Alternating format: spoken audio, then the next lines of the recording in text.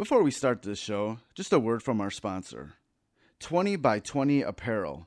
Founded in 2015, 20 by 20 Apparel brings original tributes to pro wrestling's classic arenas, moments, and events. They look to spotlight the bloopers, bleeps, and body slams along with the biggest, smallest, strangest, and strongest that pro wrestling has had to offer.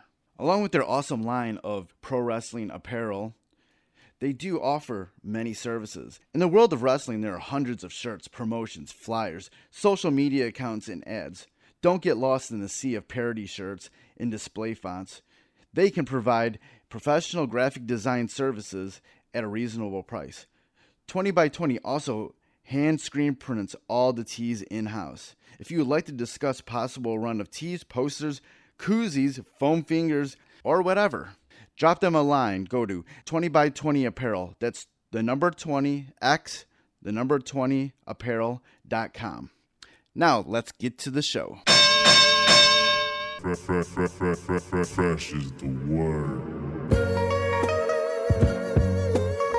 I'm Jim Duggan, got long wood for plenty hoes. I keep it fresher than fresh, but you already know. You suckers bummy, I'm money, I got a ton of flows. My weed loud like a motherfucking thunder roll. Your shit quiet like you ballin' on a budget though. We see your kicks and we laugh and yellin' what are those. You see me shining like a suit on puffy. You know my grindin' shit is too strong, buddy. That's why the dude call money. I be stuntin' like it's nothing at all. Cause it's nothing to me, it's probably something to y'all. Trying to smoke like me, then come and fuck with your dog. Got a closet full of kicks, you can't cop it tomorrow.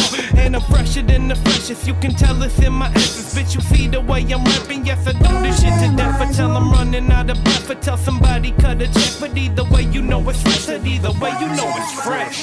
Fresh, we fresh. Fresh, fresh, goddammit, we fresh.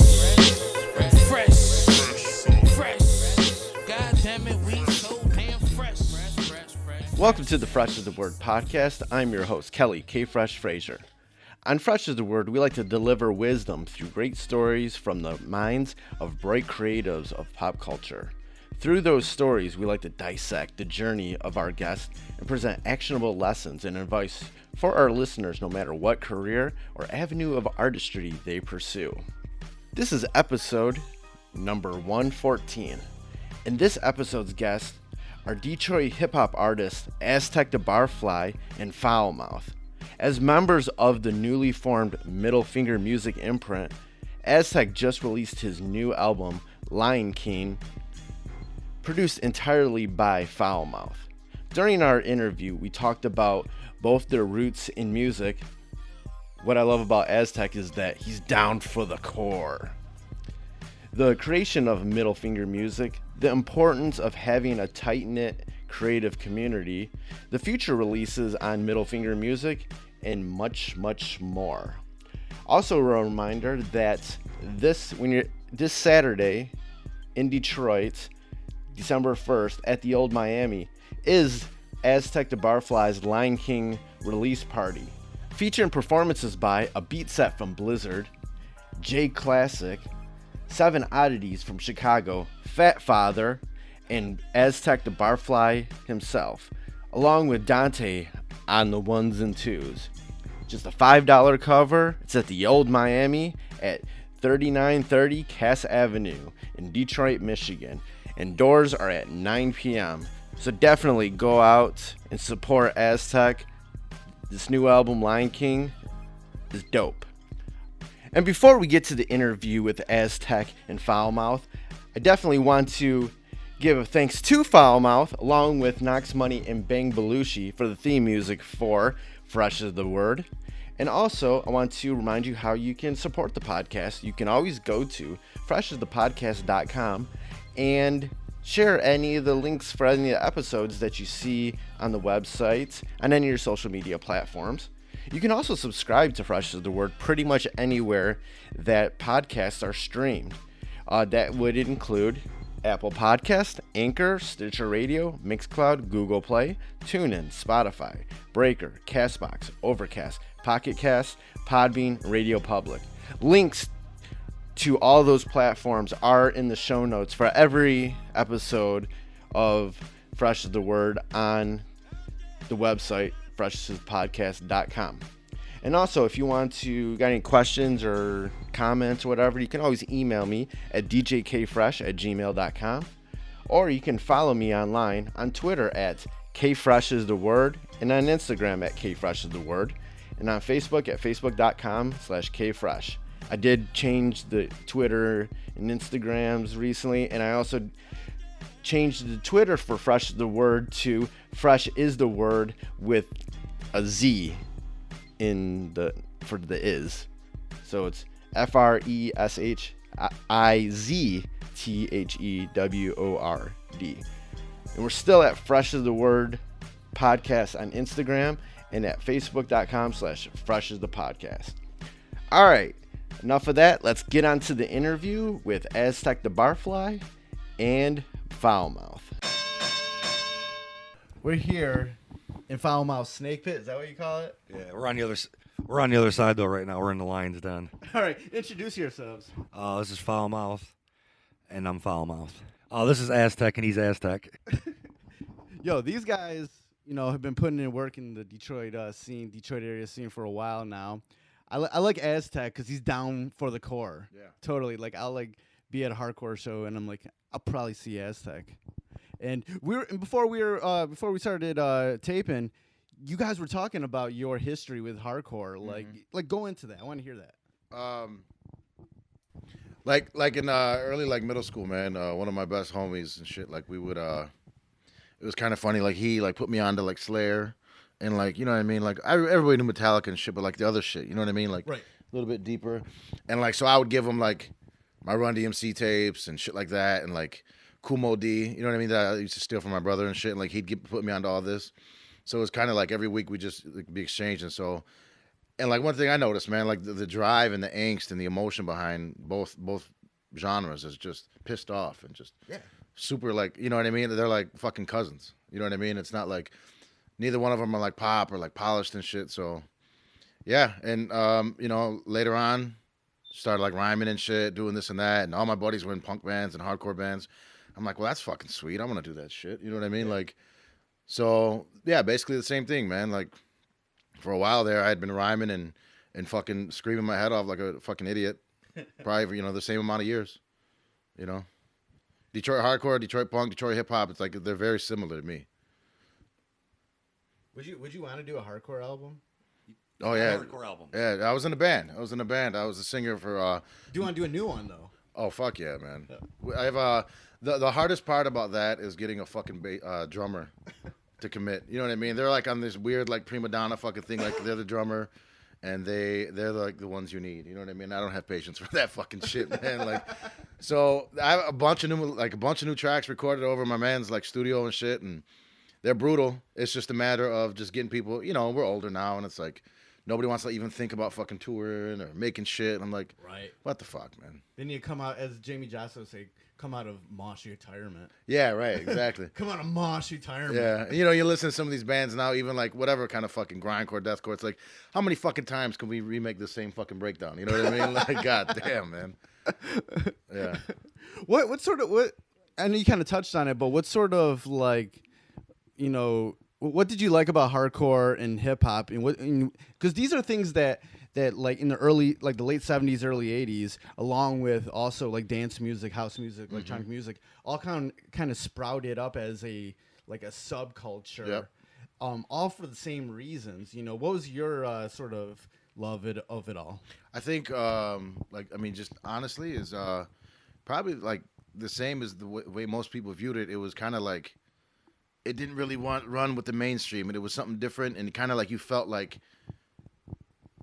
I don't know, like you had a part of it. You know what I mean? And you they made this shit just for me. They're how the fuck do they know what I want to hear? And it's kind of it was a different niche. You know what I mean? It wasn't and you kind of felt younger, when you discover something, you knew the cats in around you weren't listening to that same shit. They had no fucking clue, and it just spoke more truly. It just spoke it defined kind of just how we all felt when we were kids. I don't want that to sound cliche, but that's exactly what the fuck it is. You know what I mean? Fuck this, fuck that, fuck all this shit. And, and then finding out that some of even now, I mean, to this day, one of my favorite hardcore bands, Cold as Life, realizing that they, you know, what I mean, like, wow, this is in my fucking city, like. These guys live 10 fucking minutes away from me, you know, and like the legacy, like some of these bands have carried, just unbelievable knowing that it's in your own city. Hip hop, you know, hardcore punk, everything. Like just there's so much shit going on that people in Detroit still don't fucking know about, you know? So that's how I felt like when I was a teenager and I found out about like cats like Isham and Nodis and ICP and House of Crazies. I was like, oh, these dudes are just from around here. Hell yeah. Yeah, and even like, you know, it's funny you just mentioned those. Obviously, you know, growing up, going to like ICP shows and shit, and then hearing like the House of Crazies, you're like, this is like that, but fucking sweeter. You know what I mean? Like it was like that mix of Isham and just fucking like it totally made sense why they called it acid rap. You know what I mean? Like it was fucking nuts. Hell yeah. What was your start into being a hip hop artist? You know, what was sort of like the itch that you got where you want to be like, yo, I want to make hip hop records? Well, fuck, I think at some point, man, everybody's wanted to fucking rap a little bit. You know what I mean? Yeah. Or just, you know, I remember like being in the mirror, just, you know, rapping like Beastie Boy lyrics and fucking, you know, whatever like my brother had at that time, I would just take it from him. You know, I didn't know what it was, and I was rocking fucking, you know, cross colors, listening to fucking X-Clan. You know what I'm saying? Like this Grand Verbalizer J to me is one of the fucking just illest fucking voices and just MCs ever. You know what I mean? His message, all that shit. You know what I mean? Like whatever it was, just listening to that shit. I'm like, how do they fucking do this? You know, how do they do this? Like, you know, obviously just saying like writing stupid like little, trying to write one-liners and this and that, but it never made sense to me, man. Like confidently speaking words. Yeah, you know? Yeah, and like fucking like how do they do it? You know, and then. Getting into high school, they used to have these open mics. This place called the GI Forum over in Southwest Detroit, off of Lafayette, and like, it was just riddled with like a bunch of gangbangers talking like stupid dope shit. You know what I mean? And like, I didn't do that. You know what I mean? I've never rhymed about fucking dope or money. Or, it's just you know, it's not what I'm doing. You know, it's not where I come from. But it's like just wanting to be, you know, the baddest dude in the fucking crowd and the open mic and whatever. You know, like. And then eventually it was like, man, there's some serious shit, like a craft that goes behind this, and just always just strive and just push better and be better. You know what I mean? That's where we're at today. Right. Yeah. Now going over to Foul Mouth, what was your introduction to hip hop, and why did you want to start making hip hop beats? I don't know if it was Two Live Crew or if it was Too Short. It was one or the other, but. That was my introduction to hip hop. What made me want to rap was probably Isham. I heard Isham in 1990, and I was 7 years old. Yeah. And when my brother put me up on the fact that he was only 15 minutes away from us, that was mind-boggling to me. Like he was saying, like knowing that they were that close. Like we could do that shit. Yeah, hey, we could be a part of this shit. I could that's how I felt. I mean, I never thought I'd be an MC. For me, I always thought as a kid, I thought I was going to be a producer. And then when I actually started getting old enough, when I hit 18, I started freestyling all the time, and I actually went towards the MC aspect of it. I didn't really truly get into producing again until I was maybe 22. Yeah, that's when I started. Yeah. Yep. Yeah, that's weird. Right. What got you into the itch to really go full deep into producing? Because over the past few years, you've really made a name for yourself. When I hit 30, I got terrified. Honestly, it scared the shit out of me. I hit 30, and I was like, why am I not where I'm supposed to be? And I thought about how I'd spent my 20s, and like I think mentally I thought I was dedicated, but true dedication like was different. And I knew I had really put my MC I'd put everything in MC at that point from age 18 to 30. What do you think went wrong during that time that you weren't at the place where you thought? We didn't have our team. It was like, honestly, like Tech would put his albums out. I put out a couple albums, and we would all support these like release parties and stuff. But none of us like truly were ready to. Like we're regular people online. Like there's a lot of people. Like if you look up mine and text posts, it's all the same shit. We're just sharing the same music stuff. Like we don't post. We're not like that. And if I do post, it's just me being sarcastic about stupid Facebook shit. I never had like an internet presence back then. I didn't even have my own Facebook till 2013. I used to tell people I don't need it. I'm gonna be fine, which was just dumb. Flat out dumb. Because I was behind the scenes only, but I was still making a bunch of stuff for people. I had still already been working with people, but you get to that point and you look around, you got to realize you got to build a team correctly. And Yeah. with me, like, as I started building, like, I used to, I would say when I got on Facebook and Instagram and stuff, I'd say it was 2013. Yeah, I'd say about that time I actually started taking care of business, like trying to put the music out correctly and promote it right, but I was doing it myself. Once we all started teaming up on everything, because that was like around the time me and him, like, he still works with other producers, but it's when we sat down and was like, all right, we're teaming all these things up now. From now on, everything's got to be team.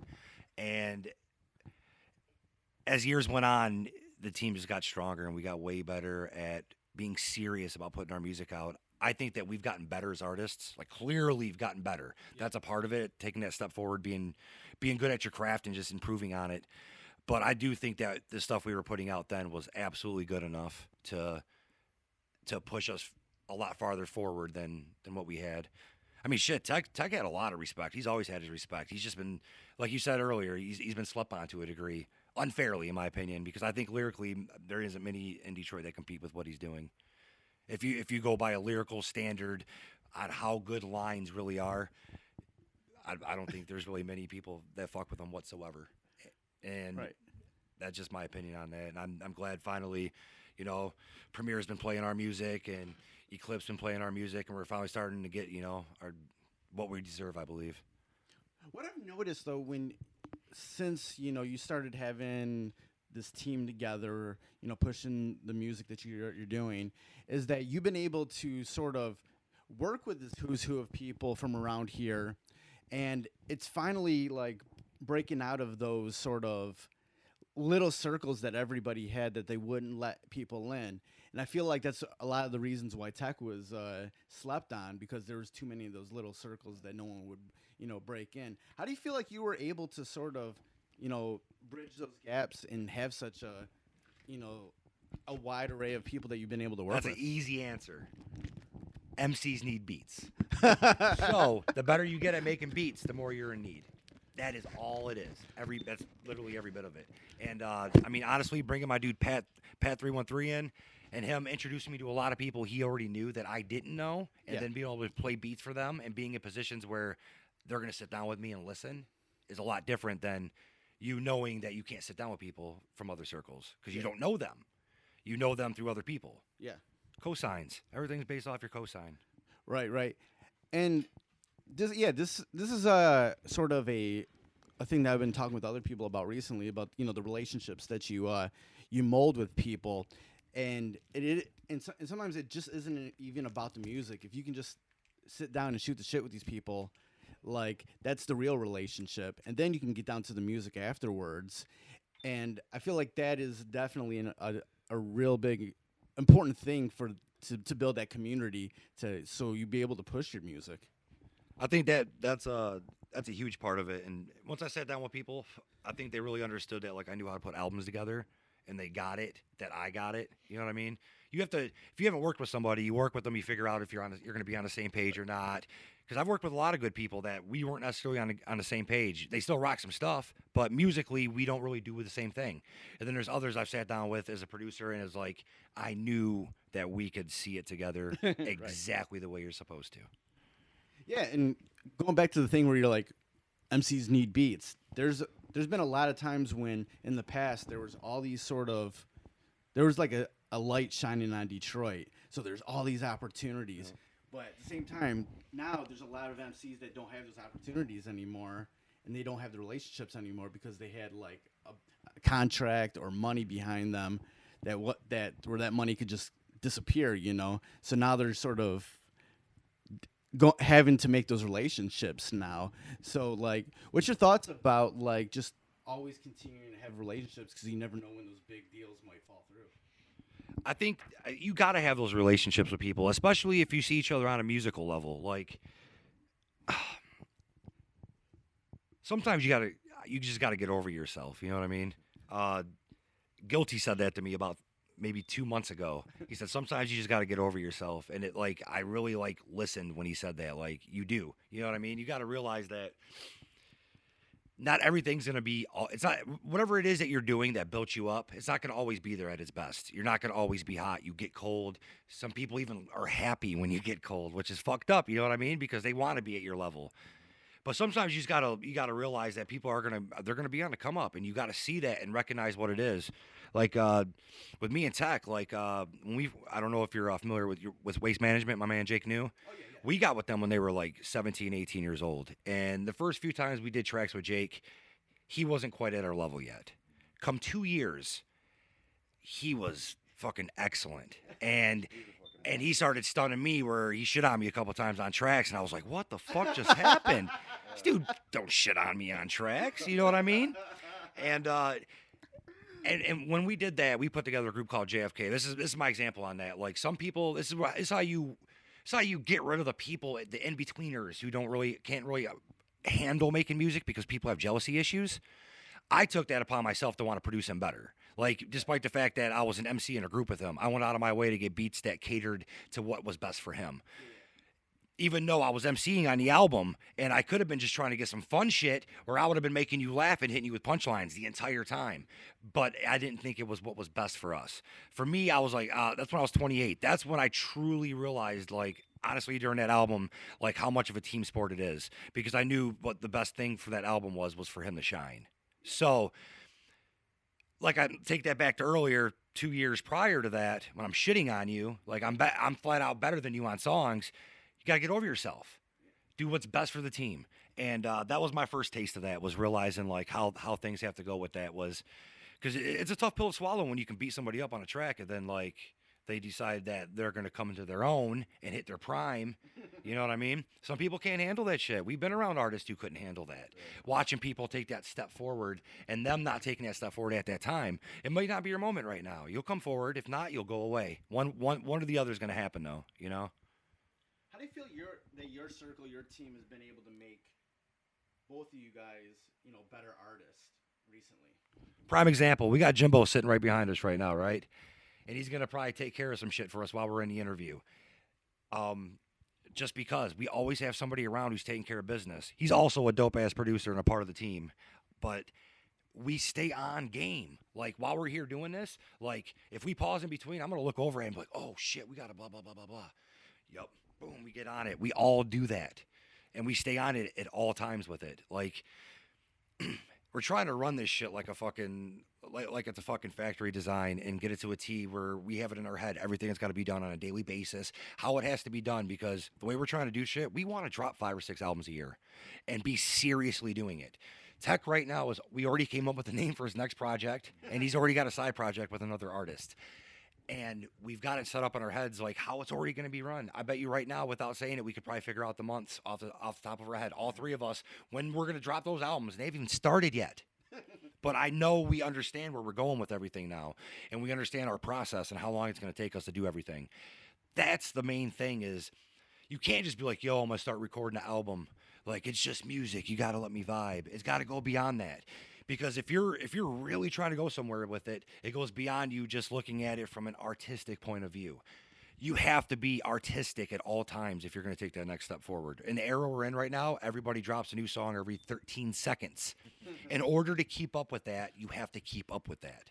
Right. In order for me to be a great producer, I have to make 50 beats a month or more. If I go slow and I have a 25 beat month, you know what month isn't as good as the rest of them? That one. You know who isn't as good as he was the month before? Me. You have to know, like, your limits and what you can do and where you can take the shit to. Because if you're not, like, completely hungry enough to do it, it ain't going to matter. You know? It won't even matter if you're dope as fuck, because you're not going to do what you have to do anyways. Which we know several motherfuckers like that have come along the way the last 15 years who were dope as shit, but they had issues. Something held them back. Themselves, most of the time. Yeah. And, yeah, that's my spew. Tech, how have you gotten better, with being around this team?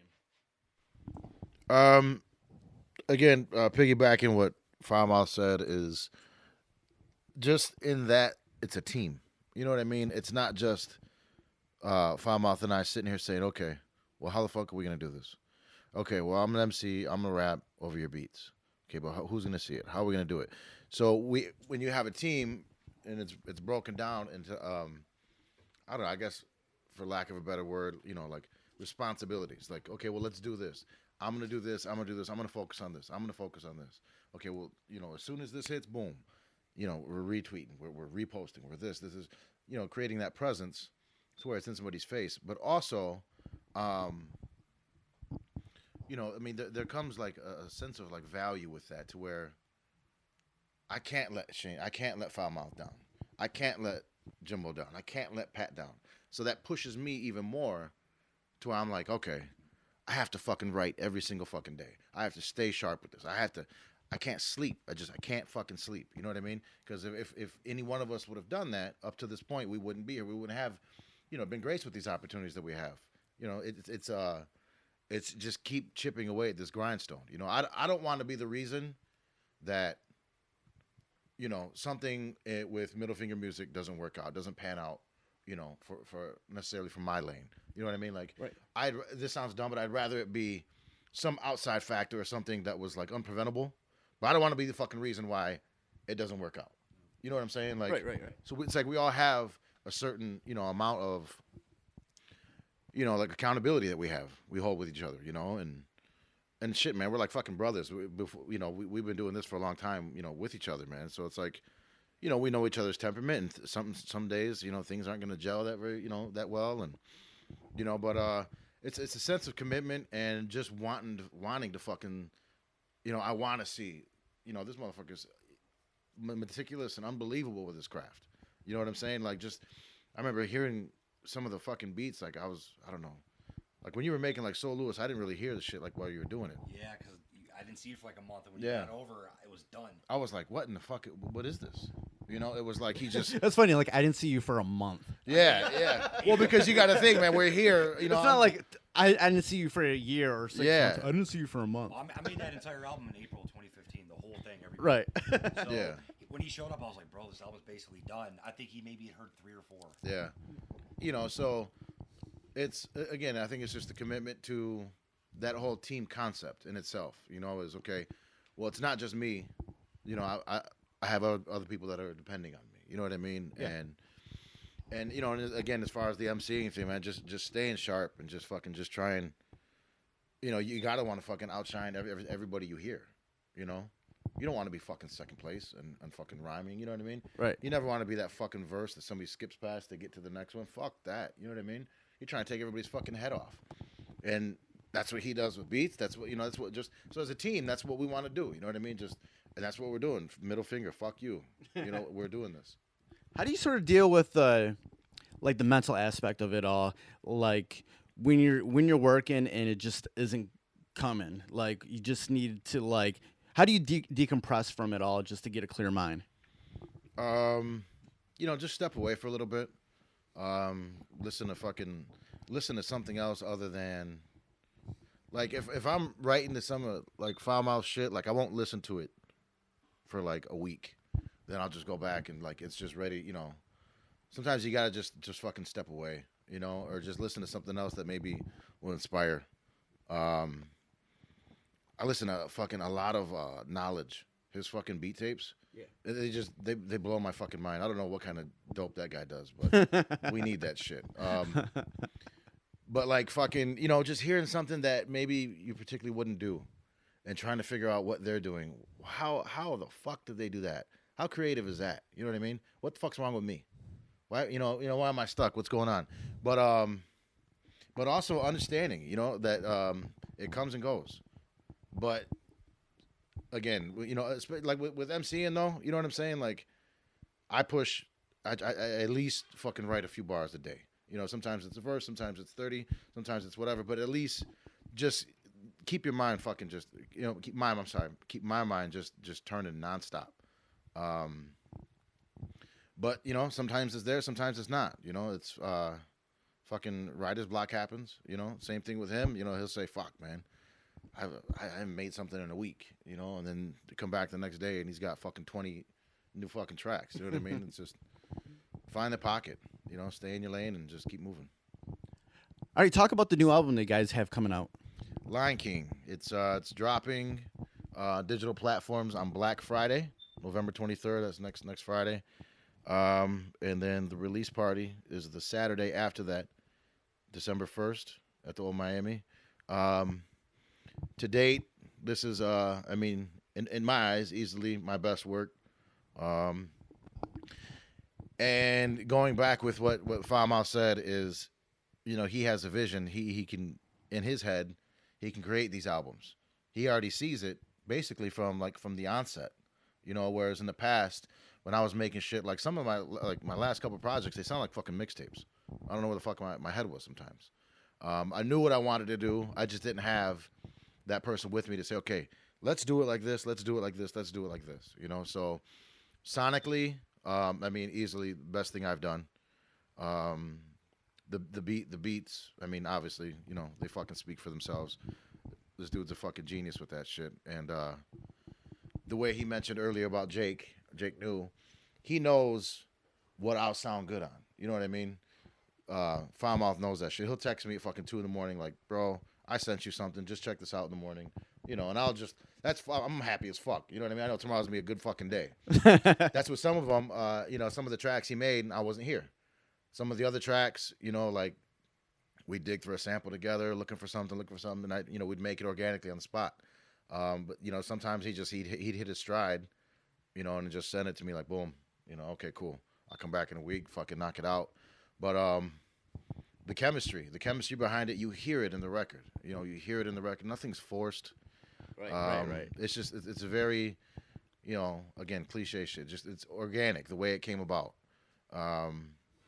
Working together for, you know, again, for so fucking long. You know, we were in I don't know how many fucking tracks we had this old crew, Deadbeats, and we were in Bully Camp together. So a partner in rhyme / you know, longtime collaborator. I think I was, yeah, right. I was the first one to rhyme on one of your beats, like recorded, right? You're the very first person ever. Yeah. On one of my beats. That feels like it was fucking 20 years ago. It probably was. Like 05.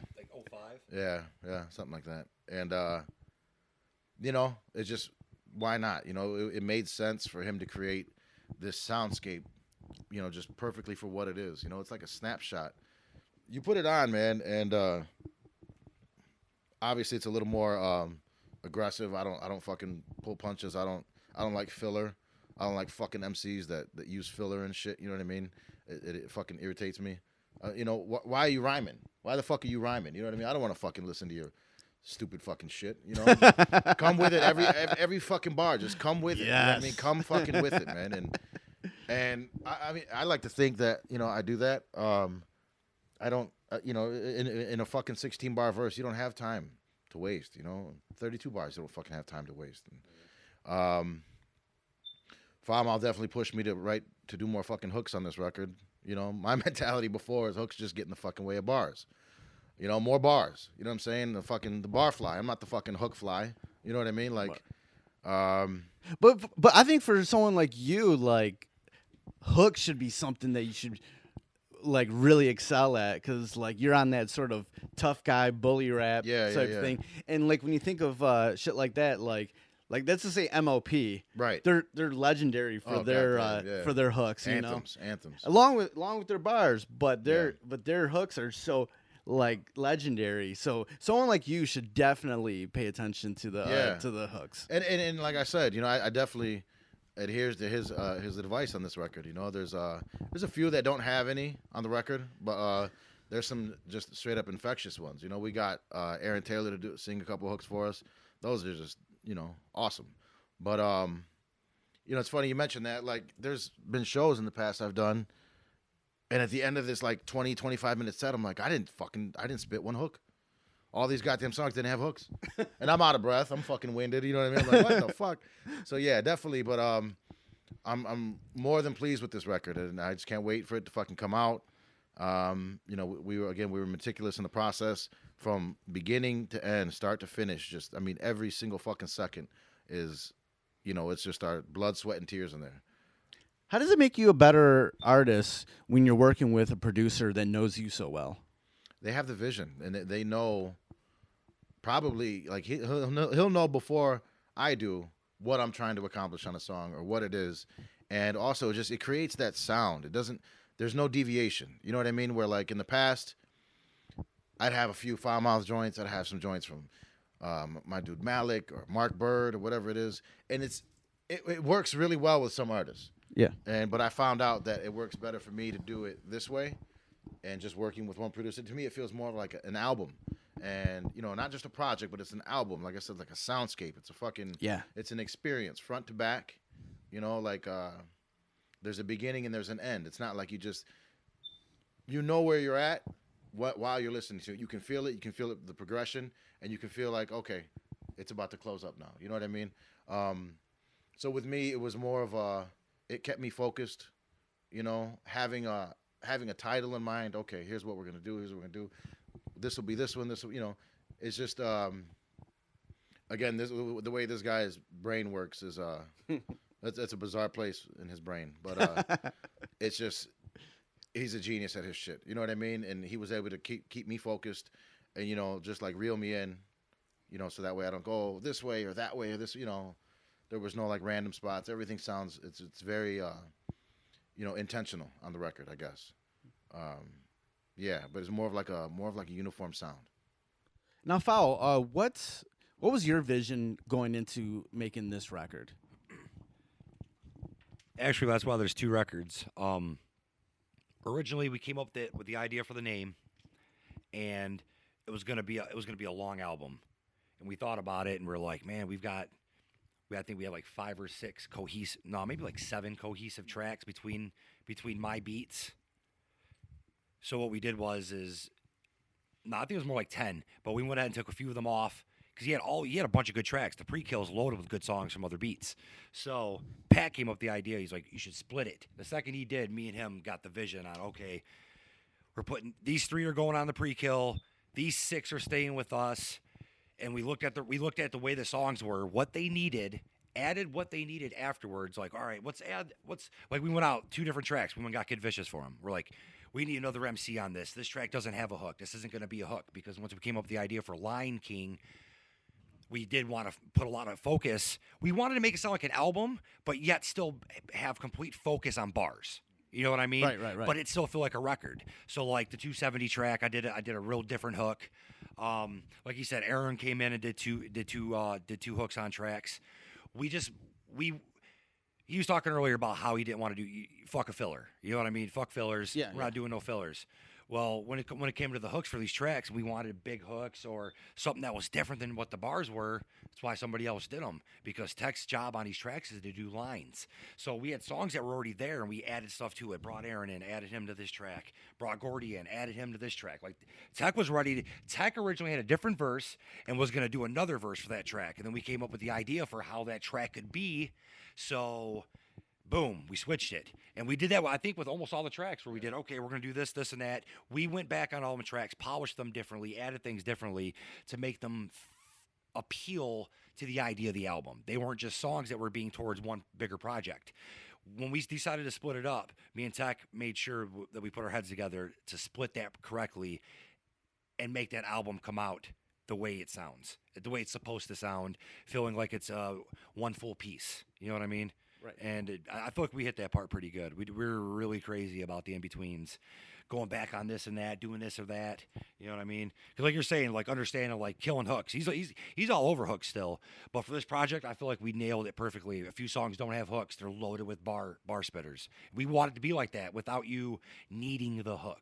You know what I'm saying? Right. Which is the difference between you go from a track like that into a track where Aaron right away, the hook plays 4 times. He's got a bridge at the end. Yeah, Tech's going crazy with bars. We're still keeping the standard correct on how we seen it. It's still Lion King. It's still all about the lines, but you're getting real songs at the same time. Right. Like he's talking about in the past, like more like mixtape format. This is like mixtape format meets album, correctly done. Right.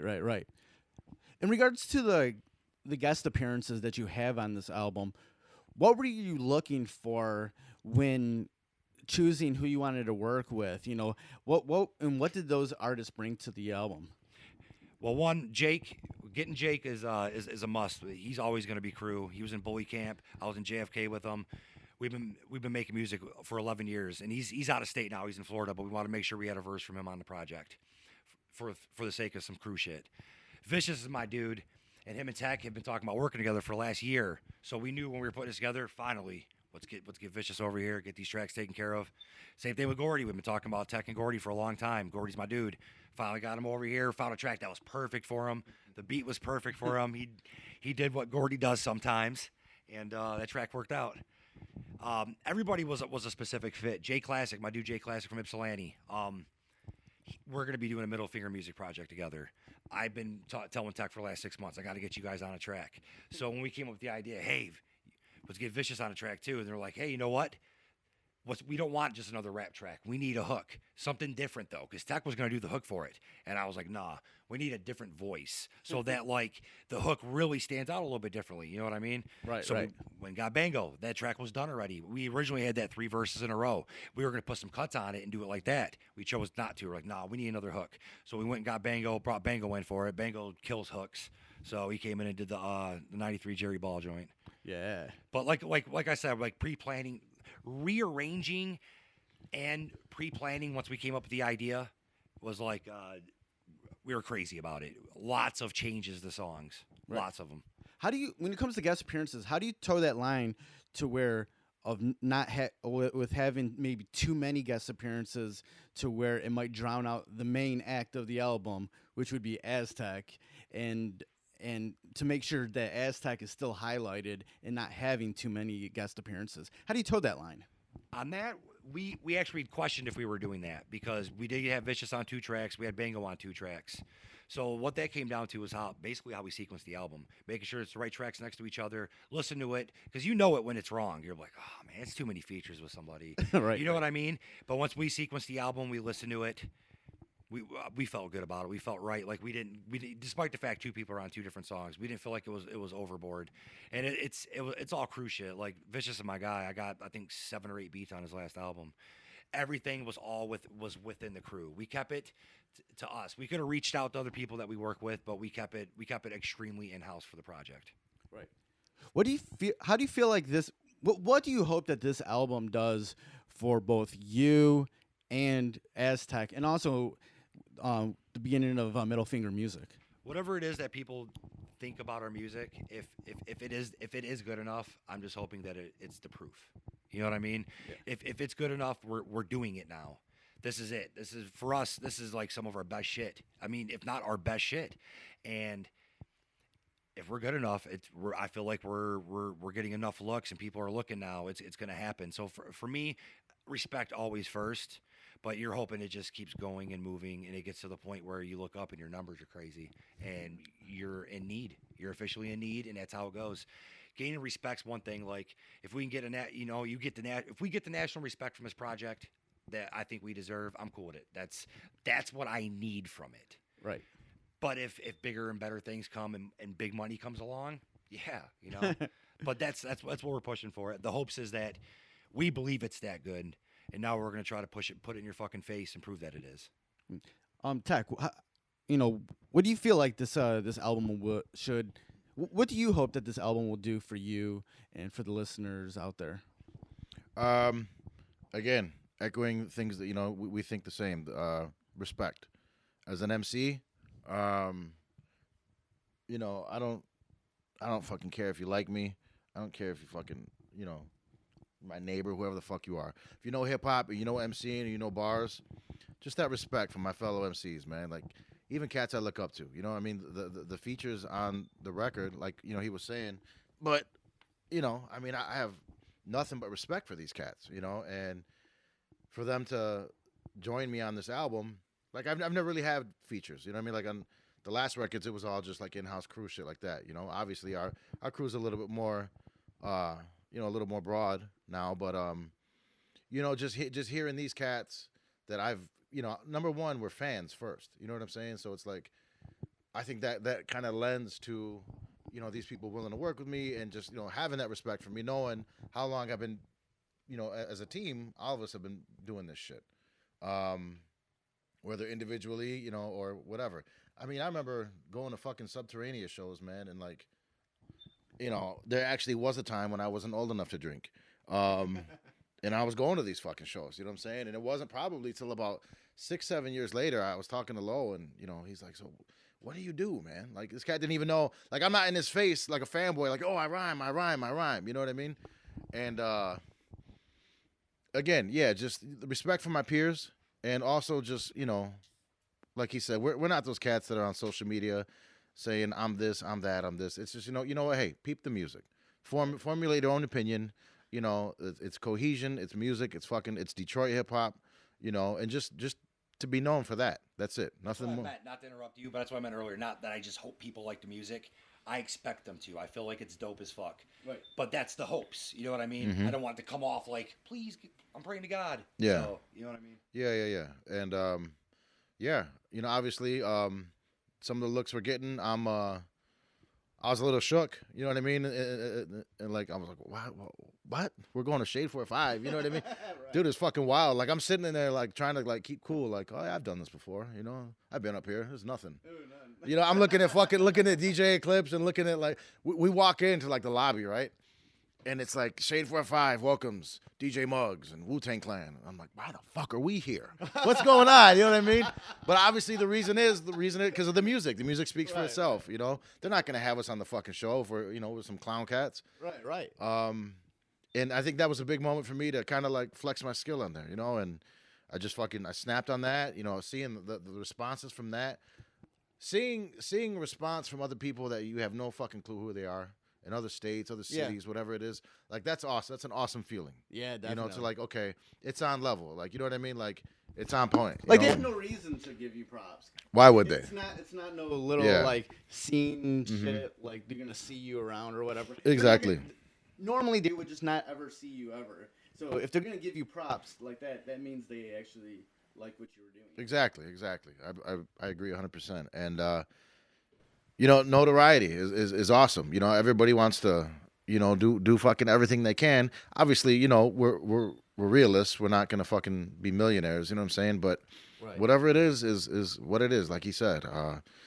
You know, I've since that I've got you know, had conversations with cats, producers, like, you know, bigger cats. I thought, you know, why the fuck they want to fuck with me? Cool. Well, they do now. You know what I mean? And there's some things in the works now, and you know, it's just one step at a time, man. And again, we're humble cats. I think that's why people fuck with us too. I mean, it's a middle finger, but it's also, you know, once you know us, it's like, hey, man, we're in our lane, stay in your lane, and we're all good, you know. See, you've obviously just complaining about. I spoke on it because he ain't gonna speak on it, so I spoke on it once. It became a heavy debate.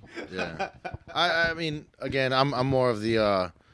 You know, listen to the music, formulate your own opinion kind of thing. You know, it is what it is. I mean, I see the people that sit there and brag and boast and do all this other shit, like, half the time I'm like, man, you guys are trash, you know? But I'm not there for that either. Hey, do you, and just do your thing. You know what I mean? Do your thing. Yeah. There's enough room for everybody. There honestly is. There honestly is enough room for everybody. There is. And I wish, honestly, Detroit would embrace that mentality a little bit more sometimes, you know? Yeah, I talk about that in the record. I'm not going to go into that right now, but yeah. Foul Mouth, what's, you know, coming in the future? What do you have? What's in store for what you're working on and Middle Finger Music? What projects are in the works? Well, I've got about 600 of them. Let's get started. This is so Tech's the first Middle Finger Music release. We're following it up with Bango 5 weeks later. On the Bango, is the record that I use for my theme song on there? It's not on there no more. But what we're doing is, because me and Bango have 55 tracks recorded. No, I'm not even kidding. No, it's 55 tracks. So what we're doing is, because we wanted to try to limit it, we picked the not the best of the best fit of the best. We really liked 22 songs, and we were like, we can't do this. So eventually, during the summertime, we're gonna drop a free release called fucking Leftovers, and it's gonna be 8 songs that didn't make the album. But we're gonna, when the time's right, randomly, we're gonna just drop that on you. But his album's 15 songs. That's gonna be followed up after Tex 5 weeks later. The plan is, I mean, fuck it, I'm just gonna say it now. We plan on dropping that bitch on New Year's Eve. Okay. So we're gonna go full promotion with that while we're still promoting the fuck out of Tex shit. We're gonna try to. That's one thing we've never done before. Is I feel like right now we can cross promote the team, and as long as the team stays on it, it's not a problem. Because you're in that era right now where things are coming and going so fast. Just keep doing new things and promoting them. Period. You'll be fine. This is something that in the past year or so, I've been going I've been going to Comic Cons and interviewing comic book creators. What's been really great about them is that they promote each other, whether at the Comic Cons or on social media and everything. Yeah. They promote each other in their little circles, and it's not even a circle. It's just a community of people that they always see at all the Comic Cons, and they become friends with, or they collab with, you know. And it's really nice to see. And I was like, oh my God, I wish our hip hop scene would do this, you know. So it's perfect. Like when you have your whole old team, just you promote everybody's, because everybody will win, you know, if you keep on promoting each other's in the circles projects. Me Tech, Jimbo Slice, and Pat 313 have a few days a month where we all sit down, and we sit down in the lab, and during that day, no matter what, Tech's gonna take care of some tracks. I'm gonna record. I'm gonna mix. But when we sit down, we have game plans that we have threads. We have threads on Facebook that don't stop. They're all day long, literally between the four of us, and it doesn't stop. And then we know like certain things have to get done when we're all together because we have to like formulate all of our opinions to get the dominant opinion. You know what I'm saying? That's where I think people fuck up. There's no big-headedness between any of us. We don't fight. We don't argue. I think we all know each other so good at this point that we're all accepting of flaws. That's the biggest problem with people is you have to be accepting of people's flaws. Like, we're all going to do things that we don't like. You know what I'm saying? We all have things that we don't like about each other. I just, but dude, we don't care no more. Instead we smoke each other about it and laugh. Like we're way over it. That's the biggest problem with people is like you see people like in groups and shit, they fucking hate each other. They hate each other, man.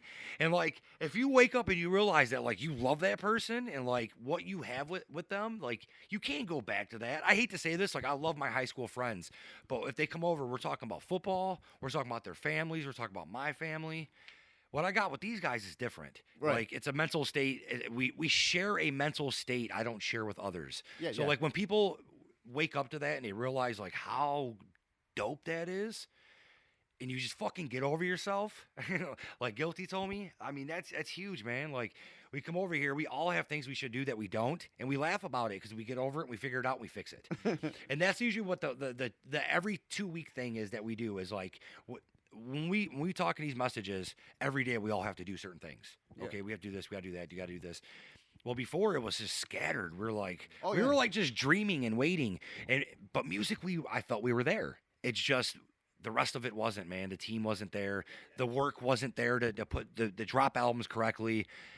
And the fucked up thing about that part is me and Tech have had, 6, 7, 8 successful release parties where we brought 150 to 300 people and local shows that turned out great. We always had our friends behind us. We were good at that part. It was reaching farther than this. Yeah. And Pat taught me a lot with that. When he came in and just showed how a lot of that worked, I mean, that was huge, man. Pat knows people. And Pat's not scared to talk to people or try to talk to people or find ways to interest them. Oh, right. So if you make the music correctly and he gets it out correctly, boom, you're moving the way you're supposed to. If we work harder than everybody else does and he promotes harder than everybody else does, we'll take it farther than everybody else does. And that's where people they don't come together. They don't realize. Instead, they'll have an excuse like, well, I work all the time. So do I. I work 45 hours every single week. You know what I mean? Yeah. Every week. And when I'm at work, I'm still my brain's still going. It doesn't stop. It never stops. When he's at work, it never stops. We keep going. We all got full-time jobs. You know what I mean? Yeah. You got to have that want to continue and know what you have to do to push it forward. And once you have the idea of it down to a T on how it's going to be your way, because there isn't any certain way you should do things. I know everybody's convinced that they know how it's done. They don't, either do we. But we have an opinion on how we should do it, and we're going to push that opinion forward as much as possible. What else do you got on the horizon? Yeah, my bad, I left. I do that a lot. So we're dropping Bango's album, The Adventures of Bang Belushi. That's going to come out New Year's Day. We're going to do a release party early January. We're going to follow it up with, I'm not sure which album is going to drop after that. We got a compilation that's mostly done. Either that or my dude J Classic out of Ypsilanti. Those are going to be the next projects that come out. Can I talk about projects? All right. All right. So Tech's going to be doing a follow-up on his project. He's also got a side project with Bango called the Booze Brothers. He's also got a side project that's going to be happening with Fat Father called Fat and Tan. Well, this is our next year, but this is all real. So you can quote me on this shit. I'll force it by letting you know on this podcast that all these albums will come out within the next year. And some of these haven't been started yet. So if you look back on this podcast and you do fuck with us, you're going to be like, all right, these dudes work. These are all going to drop. This is everything I just named is basically our next year. Sound about right? Am I missing anything? Me and my man Ife got a record.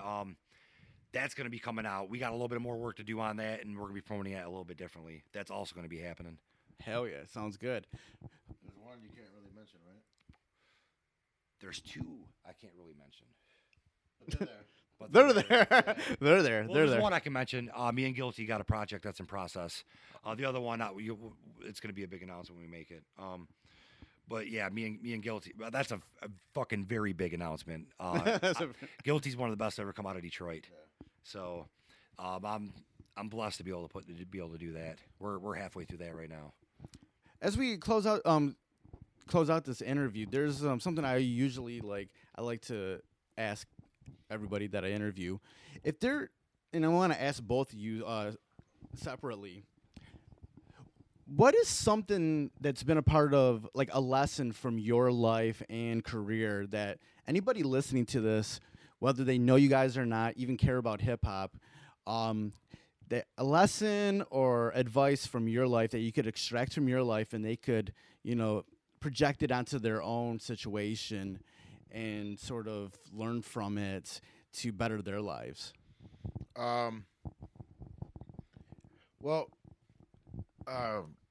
Alfama said, waking up and you're 30. You know what I mean? I'm closer to 40 than I am 30. Let's just keep it shit funky. You know what I mean?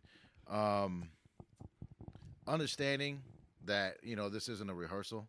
That was a quote from my uncle who passed. It's not a rehearsal. You don't get to do yesterday over again. You don't get to do the beginning of this interview over again. Technically you could, but you understand what I'm saying. Yeah. We can't do 6:30 p.m. over. So taking advantage of every single fucking moment, man. Like I work at DPS, my old high school. I graduated from Western. That's what I tell my kids every day at work. Listen, man, you don't get a chance to come back and do it again. Right. Make every day, the best. You put your head down at night. Hey, did I kick today's dick in? You know what I mean? Well, I hope you fucking did, And I think that's translated into the music is, we don't get another chance at this. You're not going to get another chance at this fucking release party, on this record or whatever it is, And again, technically you can go back and rewrite songs and re-record them and shit, but, these first impressions that you'll have on people's ears and, you know what I mean? Creating images that are, like palatable for them, hip hop listeners, ears are, they're fucking sensitive people, like understanding that one person isn't going to like it. The next person might. The next person's gonna fucking hate it. That's cool. It's whatever it is. But make sure I try to make sure I'm doing the best that I can, no matter what. And that's translated into the team concept that we have. So again, just taking advantage. Any day above ground is a good day. And just understanding. That you have to just stay productive. Stay productive and just want more. You know what I mean? Settle for nothing. Demand fucking everything, right? And just 100%. Just stay on your shit. Stay on your shit. It's easy to get lost and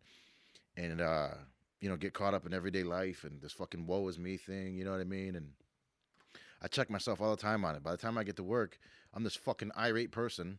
You know what I mean? I can't afford to have any more fucking gray hair, and I do every goddamn day. And it's like, what am I mad? I'm mad about traffic. I'm pissed off about traffic. You know what I mean? I'm pissed off about this.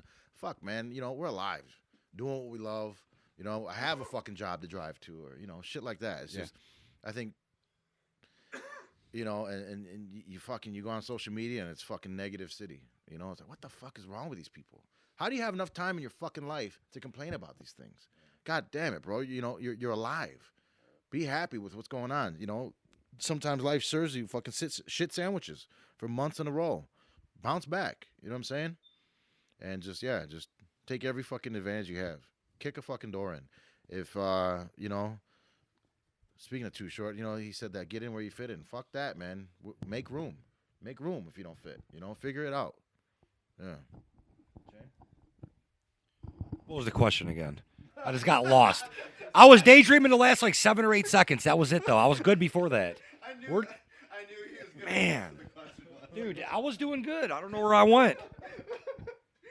Basically, what I was saying is, what's something that's a lesson or advice that you've learned in your life that anybody listening to this could, you know, project into their own lives? Honestly, just what we said about like making music. Like, if you only get one chance at doing it. Like, if you're an artist and you're good, don't fuck it up, man. Do it now, because not even just for yourself. Like, a lot of people, you gotta realize too, like, you're leaving a legacy behind, especially if you're good at making music. All right, so like we meet each other from like city to city and shit, you know what I mean? Or you remember how hard it was just to win a spelling bee in your classroom? There's 28 kids. Like now we're like nitpicking from city to city, artist to artist. Like it's man, it's like you're like 1 out of 1,000. You know what I mean? Like, you got to realize that, like, if you got something, don't blow it. Because I don't really know shit about anything else besides music. So that's where my advice is gonna come from, is something music. Football. He knows a lot about football. I know a little bit about football too. All right, to close this out, where can people go online to get more information about what both you guys are doing and for the album? Middlefingermusic.com, Yeah, make sure they go check that shit out. Aztek Bandcamp, Foulmouth 313 Bandcamp. Is yours Aztek 313? What is Aztek it? The Barfly. Aztek The Barfly. What else? Our Instagram, our Facebooks, Foulmouth 313. Is your Aztek The Barfly on everything. Make sure they hit that Twitter. Yeah, hit that middle finger music though. Go right to the site, because everything's gonna be on there. All the links that go directly to our shit is on there. So go straight to that page. Stay on that page. Our band camps. We're on Napster. You can find us on Napster. And other weird places. We're everywhere, man. Honestly, we make sure we're on anything you can find music on. We're on every platform of it. Spotify. Spotify's big now, man. We're all over Spotify. So, I'm really bad at promoting the places to find us. I think that's it though. That's good. I just want to sit down here and make music and then ask other people to help me, because I suck. I suck at it. I'm really good at making the music though. I'm pretty good at that part. Pat knows I suck at it. We talk about it all the time. This is half the. Like I said, we got our flaws. That's one of them. I'm shitty at it. All right, man. It's been great talking with you guys. Good luck with the new album and everything in the future. Thank you, bro. Thank you for having us. So that was my interview with Aztek The Barfly and Foulmouth. Like I said, the new album Lion King is out now. You can always go to middlefingermusic313.com for more information on that new release and anything going on in the future for Middle Finger Music. All the links to follow Middle Finger Music, Aztek, and Foulmouth will be in the show notes for this episode at freshasthepodcast.com. And just another reminder, the Aztek The Barfly Lion King release party is this Saturday, December 1st at the Old Miami in Detroit, Michigan. $5 cover, so be there. All right, that was another episode in the books. Thank you for listening. Goodbye and good night. Fresh is the word.